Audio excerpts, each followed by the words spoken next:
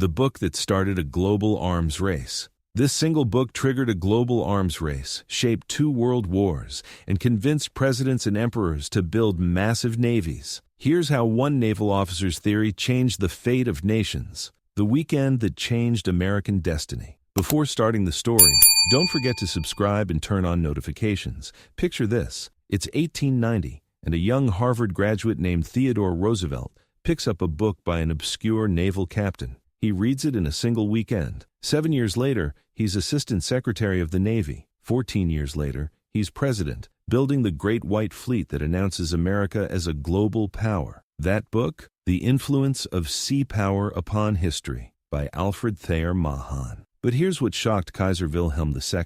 In Berlin, the German emperor wasn't just reading Mahan's book, he was devouring it. I am just now not reading, but devouring Captain Mahan's book, and am trying to learn it by heart, Wilhelm declared. He ordered every German naval officer to read it. The result? Germany's massive naval expansion that would help trigger World War I. The naval officer who hated the sea. Here's the irony that would make you laugh if it weren't so consequential. Alfred Thayer Mahan, the man who convinced the world that naval power determined national greatness, was chronically seasick and despised sea duty. He wrote his world-changing masterpiece not aboard a mighty warship, but in a dusty library in Lima, Peru, where he was reading about ancient Roman naval battles. The chapter that made Theodore Roosevelt obsessed. Chapter 1 laid out Mahan's revolutionary theory. 6 elements determined which nations would dominate the seas, and therefore the world. Roosevelt read these 6 principles like a prophecy of American destiny. Geographical position. America sat between 2 oceans, perfectly positioned for global reach. Physical conformation. Countless harbors and navigable rivers. Extent of territory. A vast continent rich in resources, population, growing millions, hungry for prosperity, character of the people. Commercial spirit and democratic energy, character of government, federal system capable of sustained effort.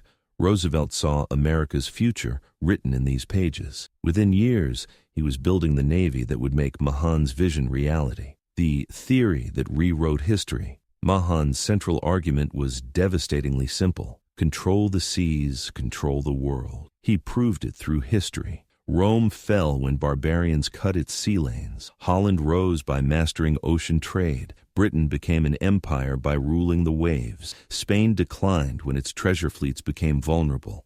What nobody expected was Japan's interpretation. While Americans and Germans focused on battleships, Japanese naval officers studying Mahan saw something else: the importance of surprise attacks on enemy fleets in port. They translated his work immediately after publication, made it mandatory reading at their naval academy, and 50 years later, used his principles to plan Pearl Harbor, the arms race that shook the world. By 1898, Mahan's book had triggered the greatest naval arms race in history. Britain, seeing Germany's new fleet rising, launched HMS Dreadnought, a battleship so powerful it made every other warship obsolete overnight. This is where the British Empire got nervous. The British Admiralty initially tried to suppress Mahan's book, recognizing that it was giving away the secrets of their global dominance. Too late. The German translation was already circulating in Berlin.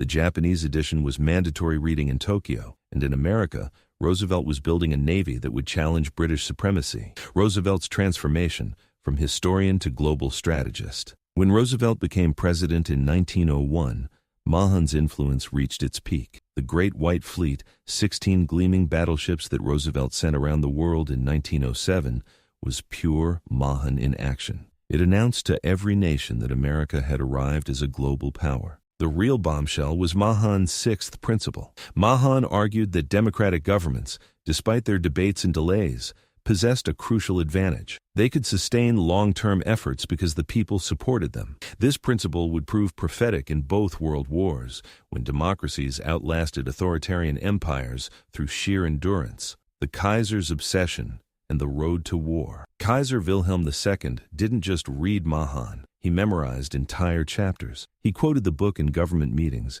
used it to justify massive naval spending, and appointed Admiral Tirpitz to build a fleet that could challenge Britain's Royal Navy. Wait until you hear what Stalin did with this book. Even Stalin recognized Mahan's genius. During World War II, he demanded that Soviet naval officers study Mahan's principles, despite the author being a capitalist American. The book transcended ideology because its insights about geography, economics, and naval power were universal truths. The Japanese masterstroke. In 1905, Japan shocked the world by annihilating the Russian Baltic Fleet at Tsushima, the first time an Asian navy had defeated a European power. Japanese Admiral Togo had studied Mahan obsessively, applying his principle of concentrating superior force at the decisive point. But nobody saw the connection to Rome's fall until page 287. This was where Mahan revealed his most chilling insight. Even the mightiest empires could collapse if they lost control of their sea lanes. Rome's legions were invincible on land,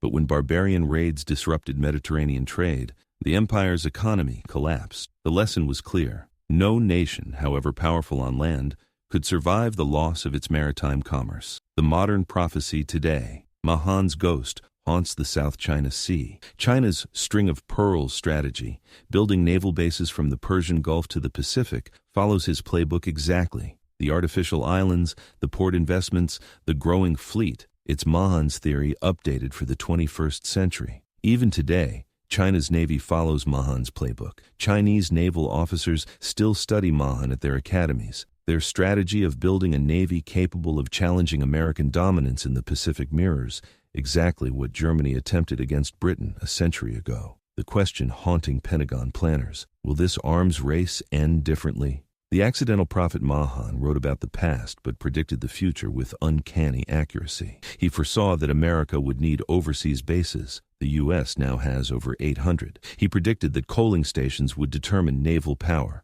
They became oil depots, then missile bases. He argued that whoever controlled the Panama Canal would dominate global trade, still true today. The U.S. Navy still teaches these principles. Walk into the Naval War College in Newport, Rhode Island, the same institution where Mahan taught, and his influence pervades everything. Modern naval doctrine, carrier strike groups, the concept of sea lanes of communication, all trace back to theories first articulated in 1890.